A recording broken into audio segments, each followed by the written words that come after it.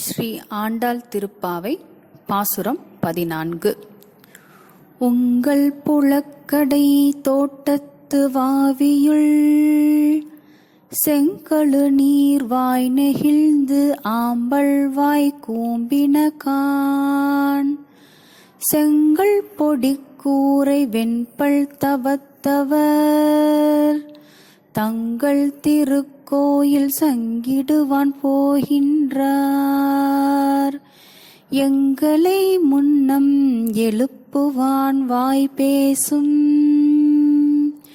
நங்காய் எழுந்திராய் நானாதாய் நாவுடையாய் சங்கொடு சக்கரம் ஏந்தும் தடக்கையன் பங்கய கண்ணானை பாடேலோரம் பாவாய்